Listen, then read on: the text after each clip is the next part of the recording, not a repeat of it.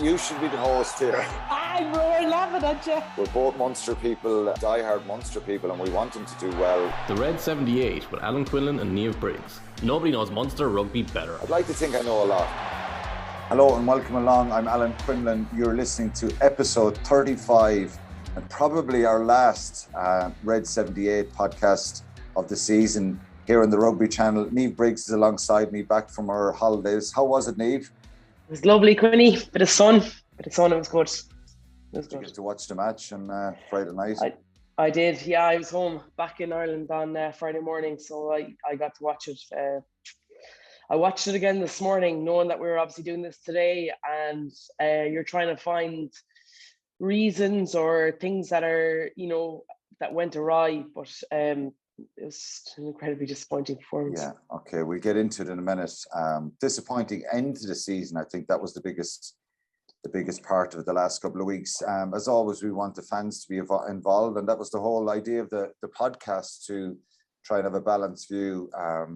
I put a tweet out yesterday, and we got a pretty quick response to what happened on Friday night. So just to, after this podcast, people can leave their own comments as well, and you've got some of the responses there, really, and no doubt they're all going to be pretty disappointing. I looked at a lot of them last night.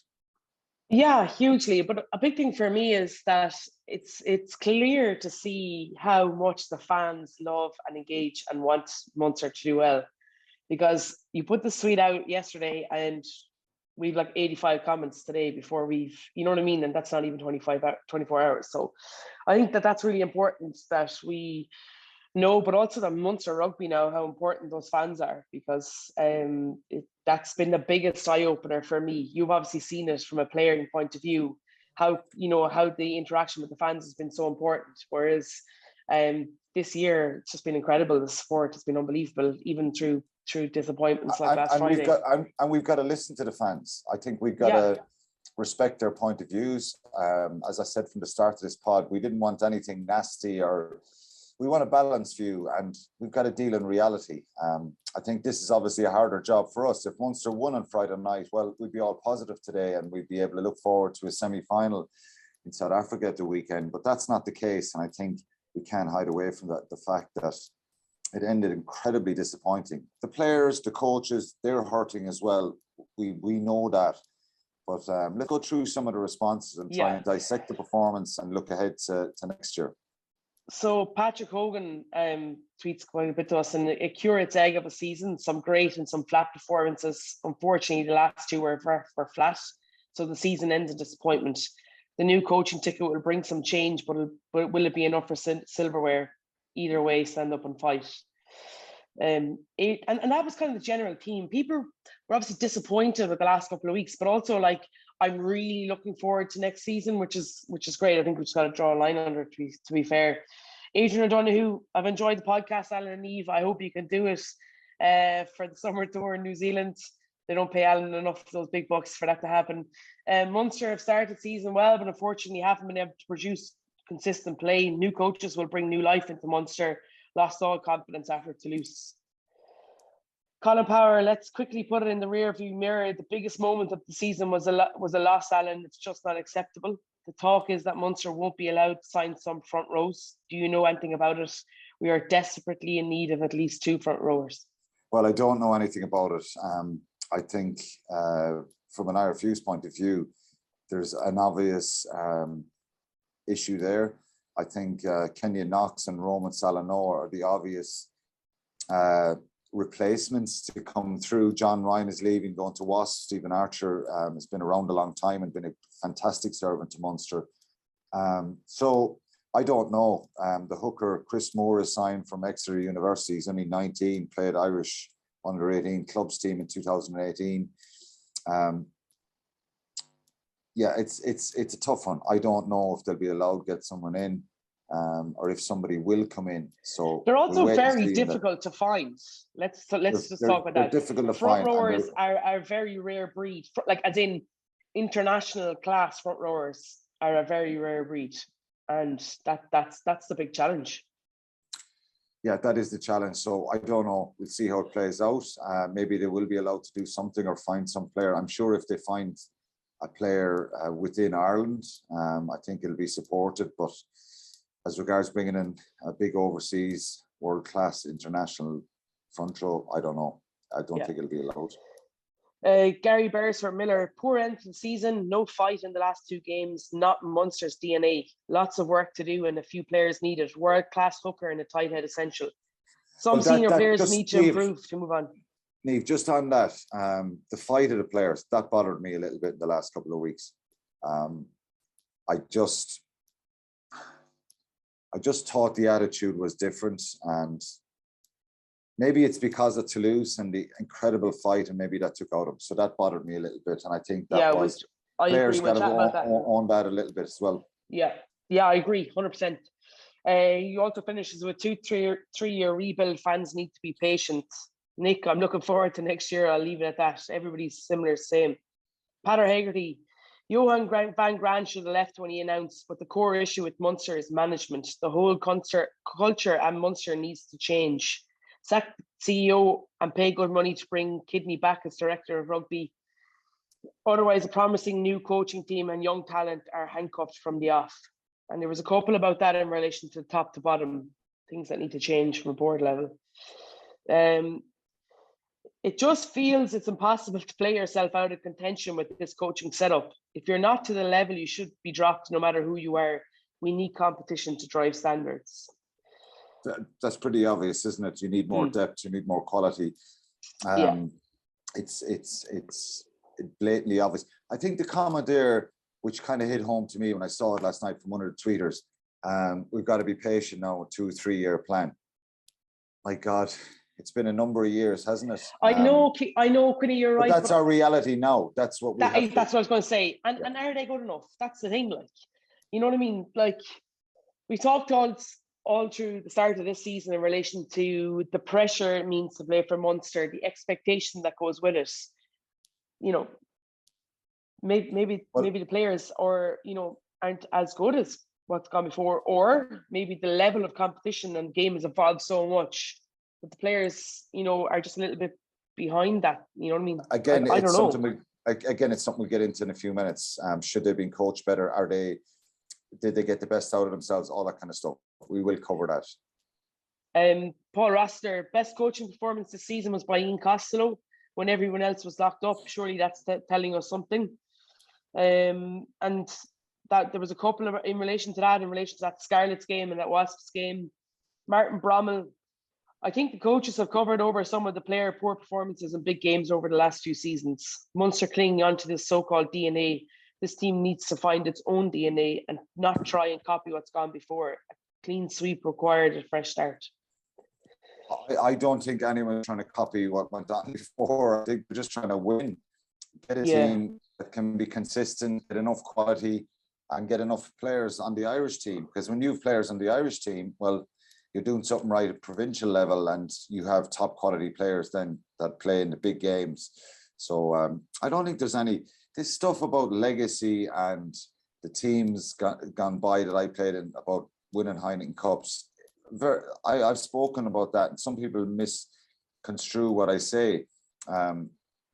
We'd love more all the ex-players that they create their own legacy and be winning European Cups themselves. And there's extra pressure on it. There's extra expectation.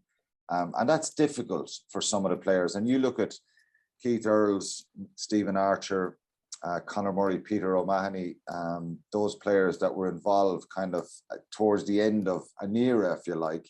I know the last time we won the Heineken Cup was 2008, but in 2011, the Pro 14, we won it. So they had a taste of what that older group, if you like. It's very difficult. They've had to kind of go through a number of years of that pressure and expectation. Sometimes it's unfair. So trying to replicate what's in the past is a bit unfair, I think, because I don't think they sit down and say, we want to be like the 2008 team. I think they're trying to get the best out of themselves. And I think their intentions are incredibly good. I think there's been a lot of chopping. We had Billy Holland on the podcast a few months ago. There's been a lot of chopping and changing with coaches. I think there's there's obviously, I think, a need in the modern game to have your attacking game top notch to compete. You have to be bullish and have a bit of doggedness up front, good set piece, all that kind of stuff. And Connacht have proven that. I mean that respectfully. They're brilliant to watch, but look, you could argue and say they didn't get the results this season. They didn't qualify for the knockout. So where's my argument to say Connacht are this brilliant side? But they play very well. And I think Munster can play better, attack better, be better to watch. And I still think they have some of that, you know, doggedness that we would want and expect. We didn't see it in the last 2 weeks, but comparing them to the teams of old and trying to do that, I don't think they're doing that. Okay, sorry. Yeah. That's No, I just wanted to clarify that.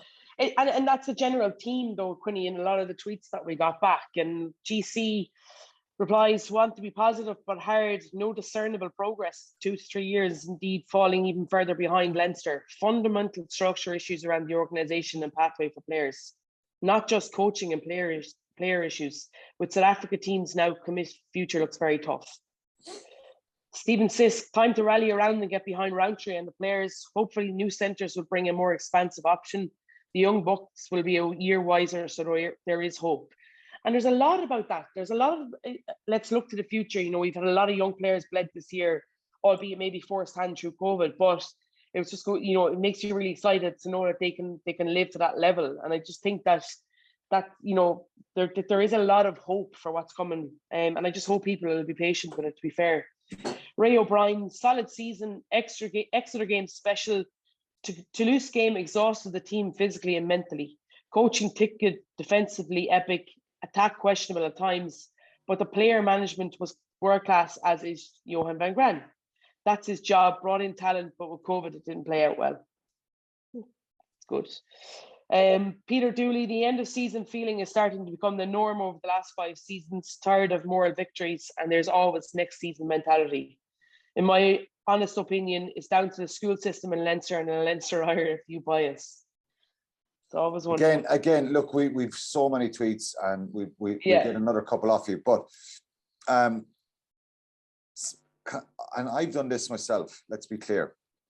The reality is the numbers are bigger in Dublin, the school system, all that kind of stuff helps a lot. But I still think Munster need to be better themselves and find a different way. Replicating Leinster and trying to do exactly what they do is next to impossible, given just the stats and the facts and the numbers. It doesn't work that way. Are we a good bit behind? Is the gap bigger? Yes, but the gap is bigger with nearly most teams in Europe with Leinster. So there's no kind of shame in that. But I still think, and again, we'll talk about it more, I think more could have been gotten out of this team. Players and coaches have to take the criticism of that. I think they've underperformed. Yeah, completely. Fiach Cunningham, we'll just go with a couple more as all. Good development of the young Irish players coming through, but the Irish team would show how far behind we are. Toulouse game showed what potentially is possible, but consistency is severely lacking, and the ability to adapt to a plan B when plan A doesn't work is non-existent. That has been a huge thing for me, standout this year, is our lack of consistency, our ability to play well one week and the following week not to. And I think, and I thought they built a little bit of momentum when they got continuity in selection. So there has been reasons that the chopping and change and COVID, injuries, internationals away, and they've struggled to cope and adapt to that. So if you have your best 20 players or 23 players, and you know they're quality players and they've been in the system for a while and they're able to adapt, you take 7, 8, 10, 15 of them out, bring up the next number. I think that's caused a problem for sure. It's caused a problem. And when you go down into the depth chart, then you have those issues. So I think that's caused a problem around the consistency. But we got some false hope, didn't we? The Exeter, Ulster, Toulouse. Look, false hope is wrong. I think they showed what they're capable of in a much better way. They presented themselves in a much better way. And then obviously that changed for the last 2. Go ahead. You have a couple left and we'll move on. Yeah, so Lee Murphy, terrible season. The decision to stick with Johan van Graan till the end of the season was a shocker, and the suits are at fault big time. Mike Hennessy, there are positives in young lads like Josh, Candela and Hodnett and Ahern established themselves as senior guys, but the whole season was ruined by the last two performances. Glad it's over. Looking forward to next season. Divided 3-2-1. Questions need to be asked about Ian O'Flanagan. Is he really a rugby man with a deep knowledge of the game and culture in the province, or just a serial CEO who's heading up a company that so happens to play sport? See, I think that's a very difficult thing, because it is a business, realistically. You know what I mean? And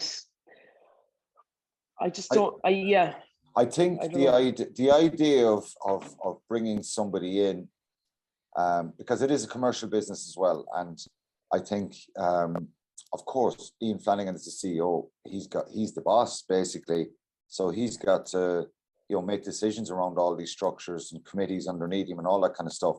But I think the idea of, and it's a little bit unfair at times that he's not a rugby man, because you've got a business to run as well.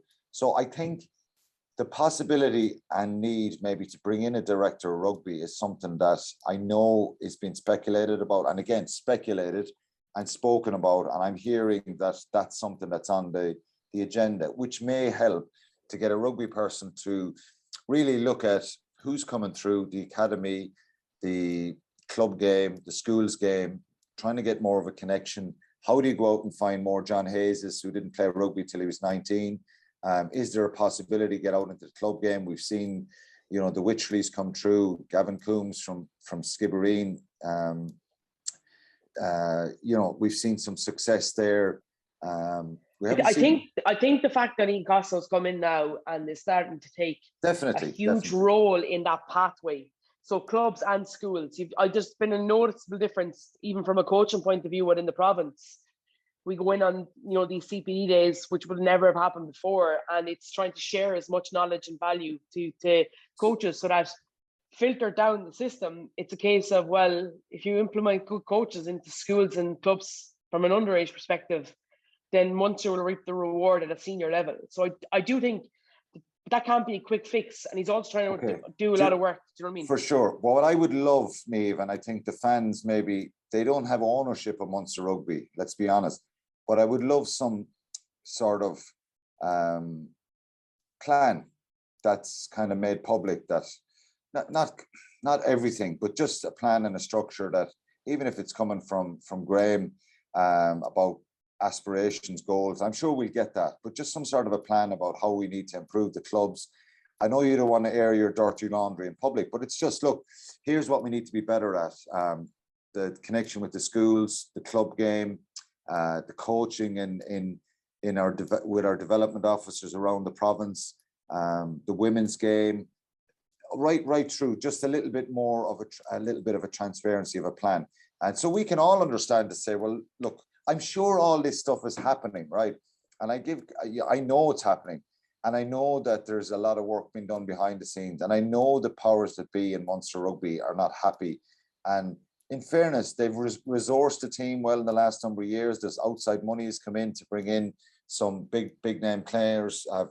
Damien Dialende, Snyman have been, they could have been game changers. Obviously, RG Snyman, it hasn't worked out. Hopefully it will next year. And it's not all doom and gloom. I think there's definitely room to improve. I think we should be a bit excited. We'll talk about that at the end. But let's move on. There's a possibility of a director of rugby, which wouldn't be a bad thing in my eyes. Let's move on. Just analyze the match quickly. We won't stay on it too long, because we have to talk about the coaches, players leaving and stuff like that, and then players coming in. So Ulster 36-17.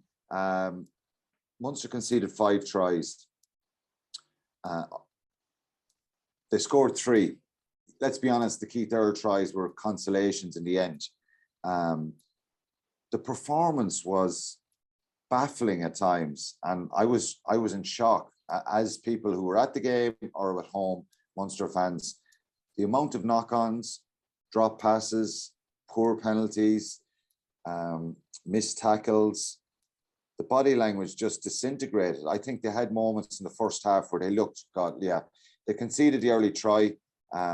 Again, it was quick tap penalty. You could say Alex Candela, Finian Wycherley, Josh Richarley, they were involved in a bit of a scuffle. Should have been back in their line, of course that, but look, it happens. I didn't think it was the end of the world conceding that try, but and Munster went up the field. John Klein scores to give him a little bit of a lift. Then they had a couple of great opportunities, pressure, but seemed to turn the ball over every time they got to 22. And then the pattern and the picture of the game changed, Niamh. Ulster just changed gears.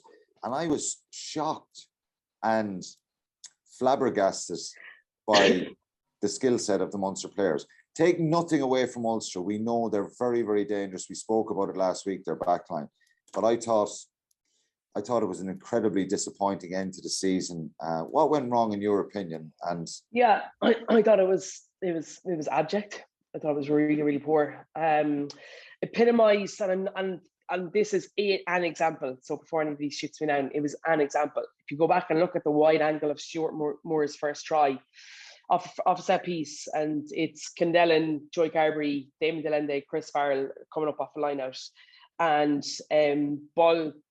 Delende just bites in, ball goes outside him at the back, and Quinlan is bursting his hole to try and get back and make a tackle, and Delende is jogging/walking. And that for me epitomized and summarized where they were mentally for that game, because it takes no hard work and no detail to get off their hole and work very hard. And I felt at times during that game, there were players that didn't do that. And I think that that's probably why it's so disappointing. I think the last 2 weeks, I think we as supporters, maybe, and pundits and whatever we are, definitely overestimated or underestimated, the mental toll that Toulouse game must have taken out of them. And because their inability to bounce back for the last 2 weeks in terms of energy. I know what you're saying. I'm not buying that. Oh, we're mentally and physically exhausted. They're well played professionals. I don't think it's exhaustion. No. I just think it's confidence. I don't know what it is, but I just felt the other day it was so inaccurate. It was so frustrating to watch, and I was really glad to hear Johan after the game. You know, Marcus talking about, you know, what your highlights and you know, of your time here, and he's like, we're not talking about that. We're actually just going to speak about how disappointing that performance was, and we were not good enough from every aspect, and they weren't. And it sometimes you know, the way almost like the harder you try, the worse it gets. I felt like we were doing that, and we spoke before we came on here, like the last couple of days, about, you know, how we work this podcast out, and we talk about highlights and players that did well and never, you know, and things that didn't go well. When you look at individuals and you talk about players that did well this season, there were lots of players that did really, really well. The lack of cohesion as a team, as a unit, was a huge point for me, a point of difference, and that just showed again the weekend. So is that down to the coaches? I think it's down to everybody. It's down to the whole thing, and I think since Johan announced he's moving and Stephen Larkham, I think it has had an effect, and it has been exhausting. I think I go back to what Andy Dunn said during the season at one stage about Munster. I think it was after the Exeter game, the former Leinster fly half, and he's a good analyst. To be fair, and he's been very fair to Munster. He said Munster are exhausting to watch, and they are exhausting to watch, and at times. And the highlights this season were Scarlets away. You know, Europe was very good. I think obviously Wasps away with the young players. The Cast games, even though they were not great affairs to watch, job done. Winning in France against Cast at the end with the Coombs try, great. The Wasps home game, very dominant. And then you're kind of going to Europe and you're saying, well, Exeter away, the doggedness, the fight, the passion showed there. The game should have been gone away from them. Then back in Thomond Park, really, really good performance. Toulouse, Ulster away. But, you know, you're talking about 5 or 6 performances and a lot of kind of drab performances and performances that have not been good enough.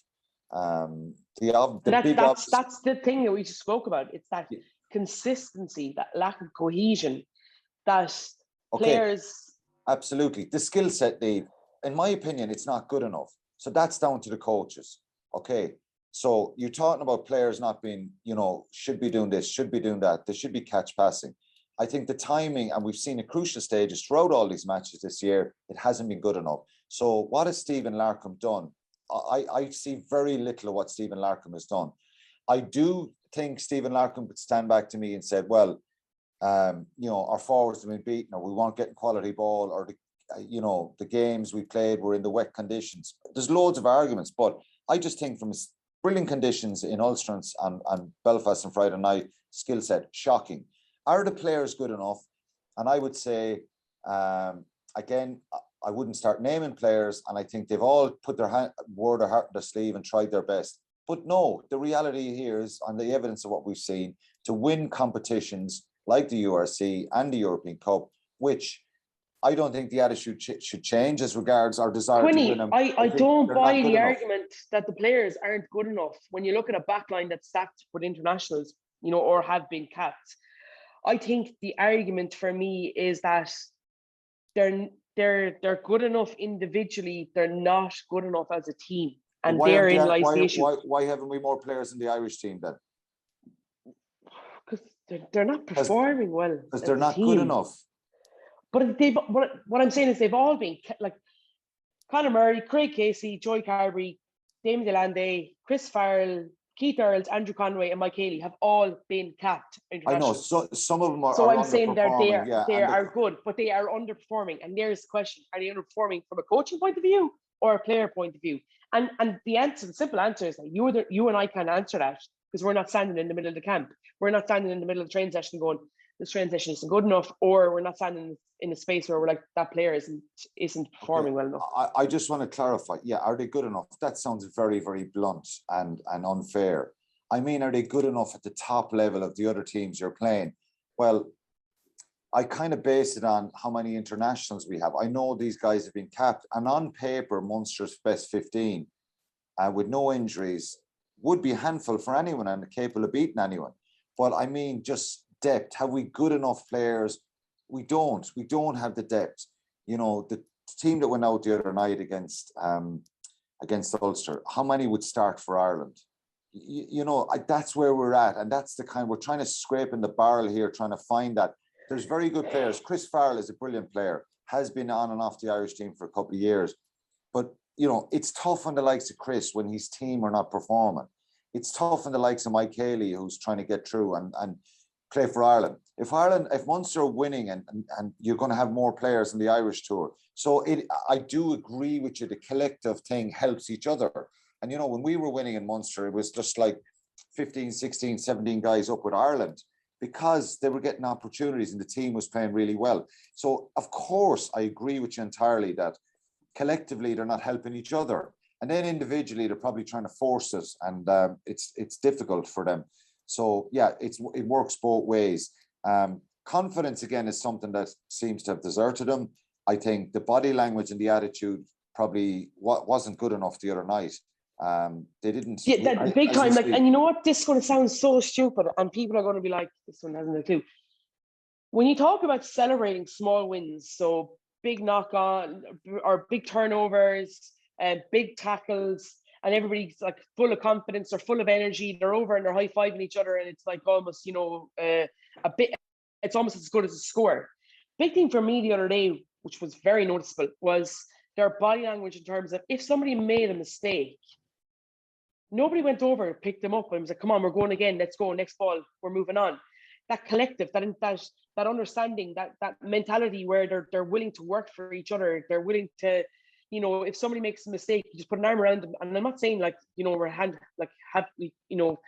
give them a big hug, and no, it's, you pick them up off the floor, you go next ball, and you explain to them that, like, it's okay, we got your back.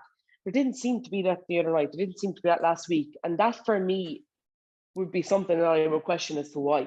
And I think leadership is another thing. A lot of people said to me, there didn't seem to be any leadership in the last 2 weeks in those kind of crucial moments.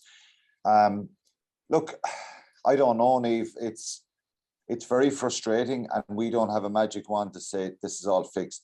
I do believe that, and the reason, if any of the players hear this or listen to this, or the coaches, I think the reason we're saying this stuff is because I think they're capable of better.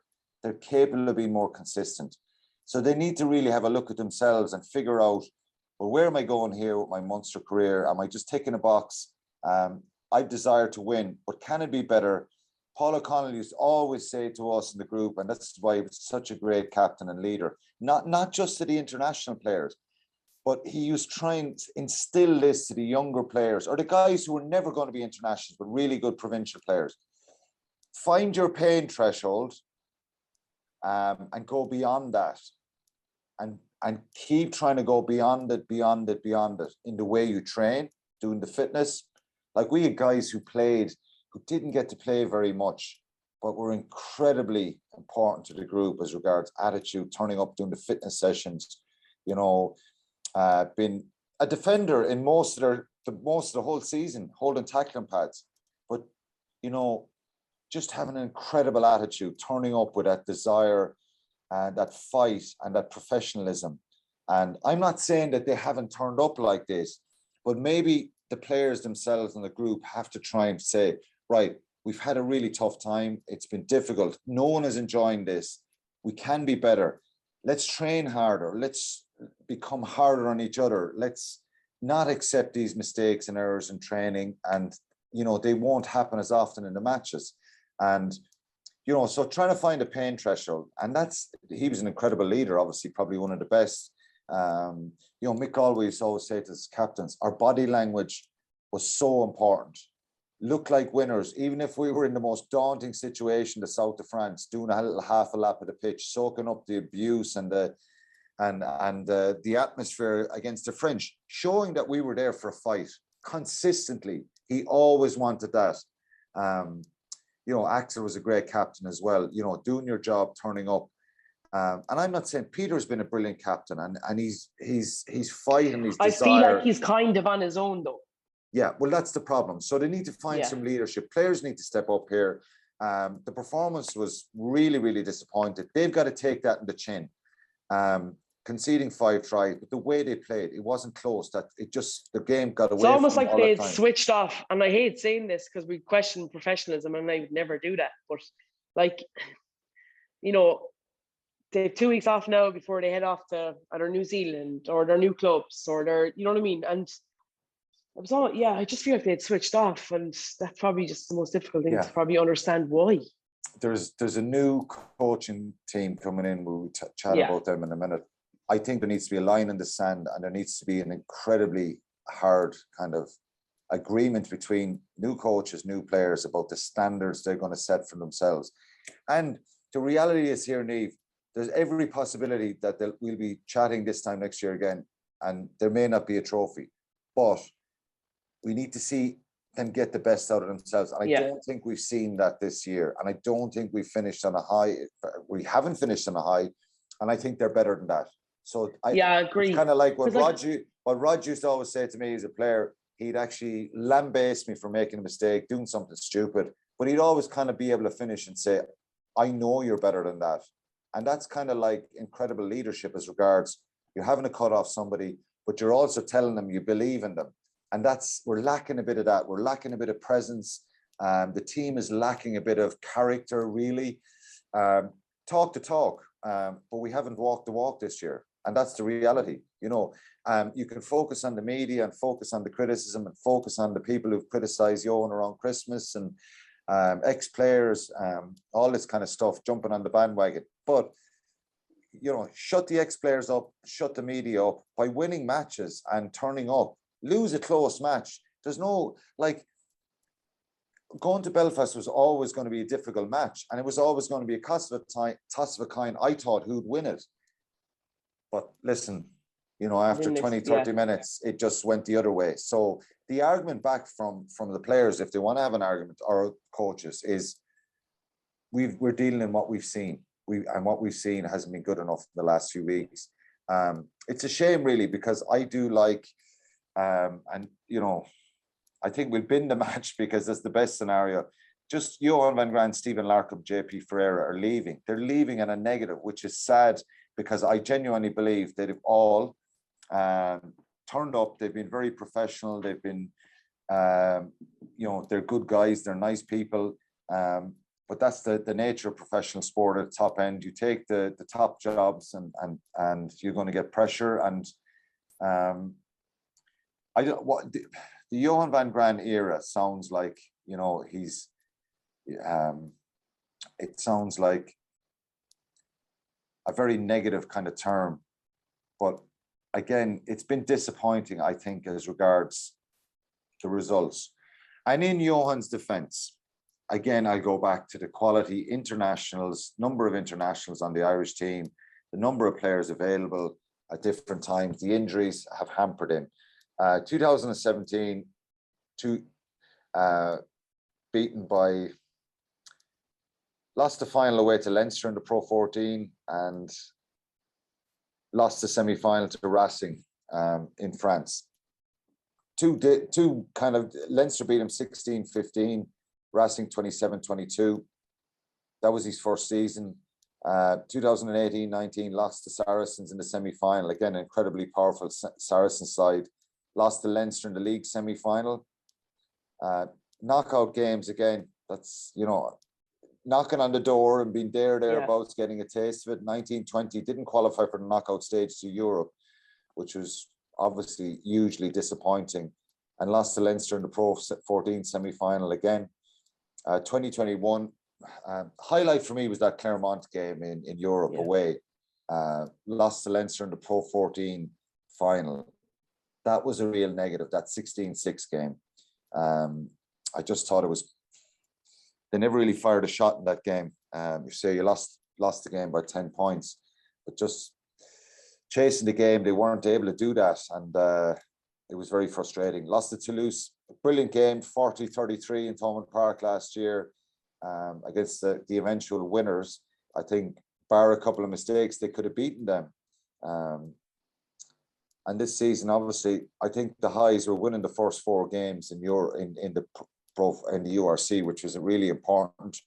Cass home and away, the Toulouse game, even though they went out heartbreakingly with the kicks.